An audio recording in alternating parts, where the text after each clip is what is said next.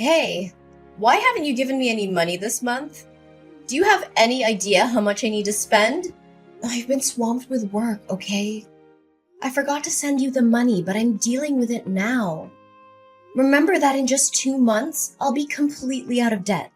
You don't have to keep reminding me of that, do you? Do you think I enjoy being stuck with a useless person like you? You're beyond ungrateful. How dare you insinuate that I wasted my time giving birth to you and raising you just so you could be successful today? Enough! Stop with the sarcasm. Anyone who overhears your words would think you actually love me. You think you're clever, huh? You even had the audacity to teach me about life. But guess what? I need another $5,000 this month. $5,000? For what exactly? This month, I want to buy your brother some new shoes and clothes to prepare him for work. And I also want to provide him with proper nourishment so he can keep his strength up while job hunting. He's been feeling down and losing weight because he can't find a job. I can't stand seeing him like this. And how is that my problem? Didn't we agree that I'd give you $10,000 every month until it adds up to $200,000 as a thank you for giving birth to me? After that, we'd cut ties and never bother each other again. I'm not obliged to give you more money to support him. Besides, isn't he just unemployed because he dreams of being a manager or department head rather than taking any job available? How can you say such heartless things? He's your brother, your flesh and blood. He has a decent university degree and he's an extremely talented and capable person. How could he settle for some low-level employee position when he's treated as an errand boy? He deserves more than some menial job where he's treated like a servant. Huh? Don't think that your little amount of money gives you the right to say whatever you want about my son. Whatever you want, but I won't give you any extra money. Oh, hold on. I've thought about it again. $200,000 is probably not enough to compensate for my love, effort, and sacrifices in raising you. Moreover, my son is about to get married. If he doesn't have a car or a house, society will look down on him. So before you cut ties with us, you better buy your brother an expensive car and a fancy house. Otherwise, don't even think about escaping from me. What? That was never part of our agreement, and you know it. Well, I've been thinking. Aren't you the manager of a prestigious company? With your high salary, it shouldn't be a problem at all. Just a few more years and you'll be able to fulfill this obligation, won't you? That's not the point. You clearly understand that I have no responsibility or obligation to cater to your son's life. If it weren't for my father's dying wish, instructing me to take care of you and your brother until he can stand on his own, I would have cut ties with you a long time ago, Kimberly. You're such a heartless monster of a child. How could you prioritize the words of a dead man over mine? The one who raised you? Because he treated me fairly, unlike you. So what about your poor dead father, leaving me to work tirelessly to provide for you and your brother? And now you treat me like a burden. Kim, don't you feel any shame when you claim to have taken care of me? Have you ever treated me to a decent meal or shown me the love a mother should? No, you treated me like a servant. Don't forget how cruelly you treated me. Ugh, why bring up the past?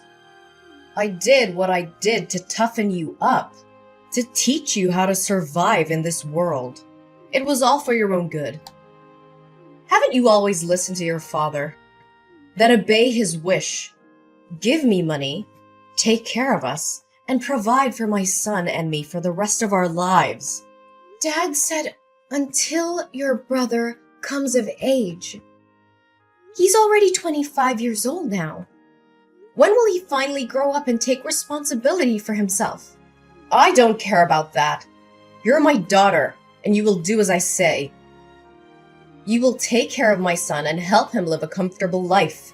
And if you can't buy him a house and a car, why don't you use your position as the head of the department to get him a job in your company? You can't let him struggle in this cruel society, can you? Hey, are you kidding me? This is absurd. I won't use my professional position to indulge in your unrealistic demands. I don't have time to joke with you. You have such a prestigious position, yet you can't even secure a job for your own brother? You're completely useless. This is not how it works. This is a professional environment, not a favor bank. Besides, your son lacks the qualifications and work experience necessary for the position. The recruitment process is rigorous, and I can't just hand him a job. But he's exhausted from his job search. He's constantly rejected by reputable companies, forced to work in lowly positions, and treated like dirt. I won't let my beloved son suffer. But if he works at your company, you can protect him. No one would dare bully him then. Everyone starts from entry-level positions and works their way up. He needs to learn the value of hard work and perseverance. Being overprotective won't do him any good. Huh! So now you're trying to portray yourself as mature and independent, huh? Treating this family like strangers, as if we're not connected by blood. What a waste of my love and all the hardships I endured to give birth to you and raise you all these years. But my dear daughter, I won't blame you for not loving me. I understand. It's all my fault. When your younger brother was born sick, almost on the brink of death, I simply thought you were a strong and understanding child, capable of taking care of yourself. Therefore, I focused on loving and pampering your brother more. But I never imagined it would make you hate me so much. It must be all my fault. All right! Stop dwelling on that old story. Fine. This will be the last time I help him. Promise me that if you make any more demands, you will pay me the full $200,000 and disappear from my life. All right, my dear girl.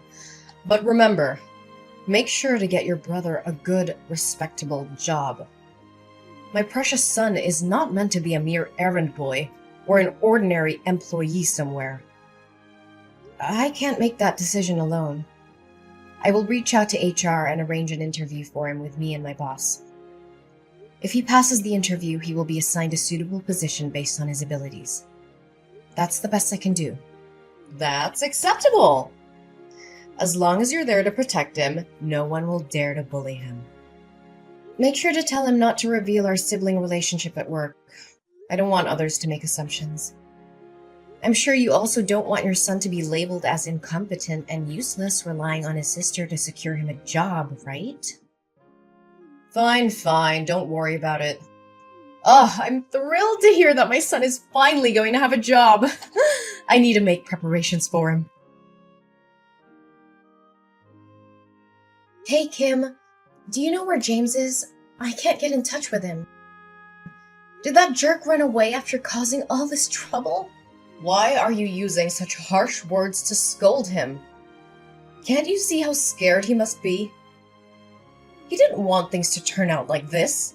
He did it for the sake of our family. As his older sister, shouldn't you try to comfort him and find a resolution instead of berating him? What? So you already know what happened and yet you're still defending him? James might have to go to jail and pay double the contract value, which amounts to $1 million. And I could also be held accountable and face an investigation. Why would anyone want that? It's just a stroke of bad luck. Besides, it's not as catastrophic as you're making it out to be. You just need to compensate the company for the contract, and everything will be fine. Do you think it's that simple? James colluded with the construction material suppliers, replacing the materials my company purchased with cheaper, lower quality ones and pocketing the price difference. He was in charge of procuring materials for this construction project. If it weren't for a surprise inspection conducted by the corporation today, it would have been difficult to uncover his deceit because he always knew my inspection schedule and could easily prepare in advance. Do you realize that building a structure with substandard materials can lead to serious incidents and damage my company's reputation like this? He didn't do it on purpose, did he? He was lured into this by the sales side. Unfortunately, he got caught. You know he lacks experience in work and life, so it's understandable that he made a small mistake. Just a small mistake? The company has already involved lawyers and the police. Can you still defend him? Do you realize that this could result in up to 10 years of imprisonment? The police are already investigating, and James won't be able to escape the consequences. He directly signed the receipt for the fraudulent goods, and the supplier admitted to the fraud as well. Not only will he have to go to jail, but I'll also have to take responsibility for this mess. Tell me where he is. He needs to face the consequences of his actions. Enough! It has come to this point, and you have to find a solution instead of placing all the blame on your brother like that. What other solution do you propose? The only way now is for James to turn himself in and accept the consequences of his actions. But remember, this is his responsibility, and I won't beg for him. Ariana, my dear daughter, I know you love your brother and me. You've always done everything for our family, right? But I'm running out of options. It's beyond my capability to fix this. Actually, there is still one way. Since you're James's boss, if you take the blame for this, the severity of the crime will be lessened for him, right? What are you suggesting? I mean, if you collude with the seller, steal money for materials, and then manipulate the orders to make James unknowingly become an accomplice, your crime will be seen as less serious. I think your sentence could be reduced by half. So you would only have to go to jail for 5 years, and my son would only need to pay a fine. What? Are you asking me to plead guilty for James and go to jail on his behalf? Exactly. He's your brother, and it's only natural for you to help him. Besides, what's the harm? What's the harm? My goodness. My only mistake was placing my trust in the wrong place. I never thought that no matter how flawed you both are, you would dare to engage in illegal activities or harm the company. I was foolish to believe that James could change for the better. Don't blame my son and speak of him as if he's useless and incompetent. Everything is your fault.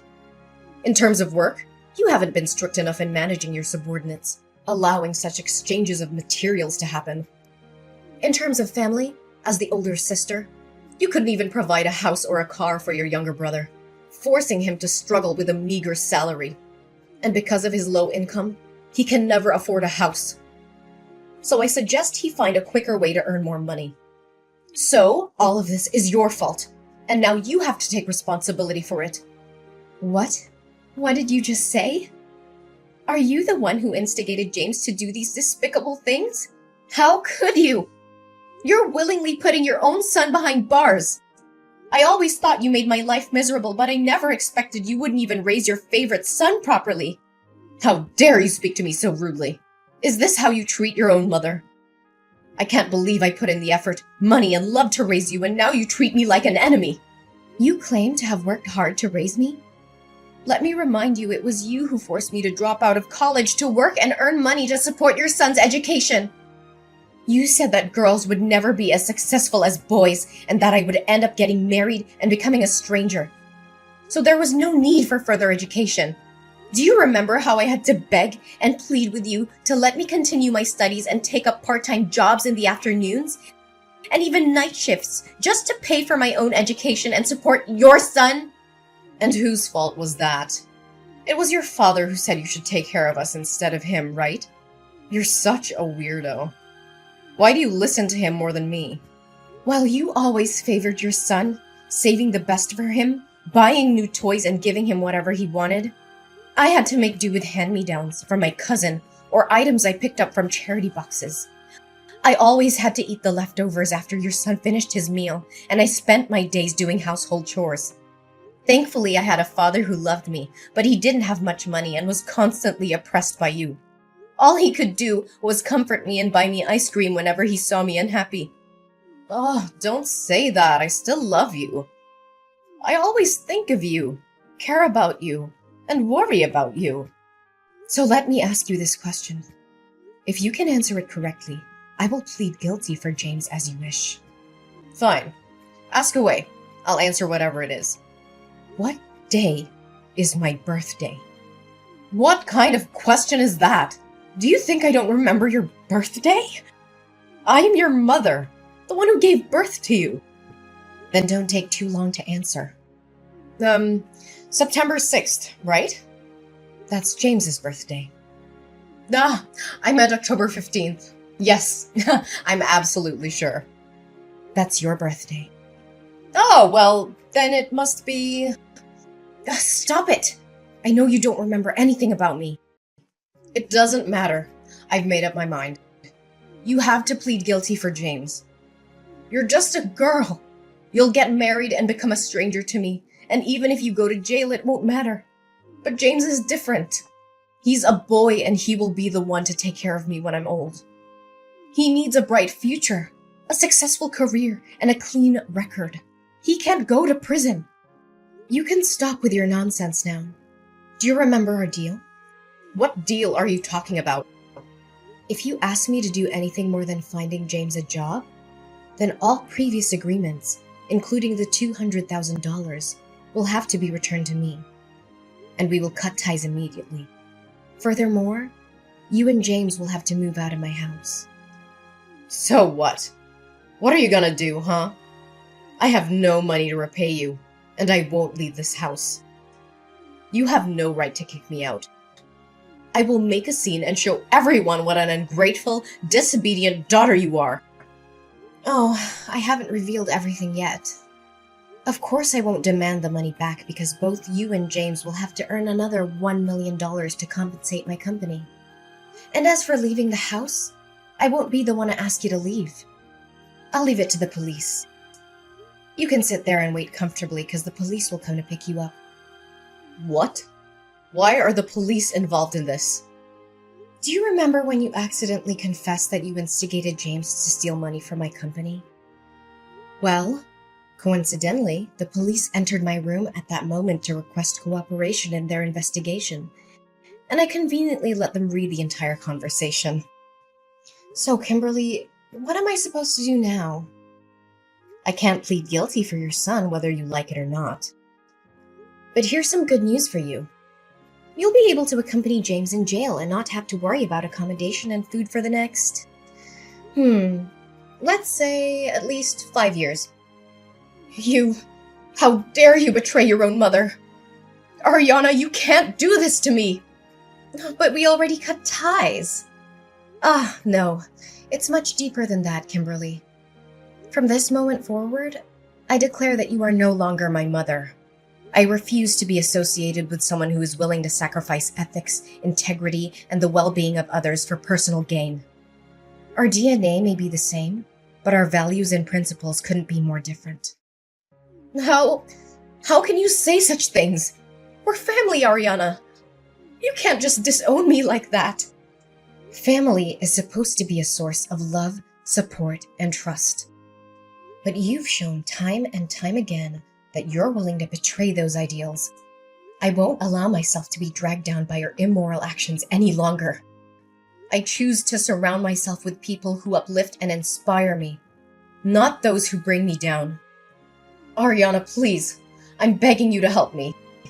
I know I've made terrible mistakes, but I genuinely love you more than anyone, even more than James.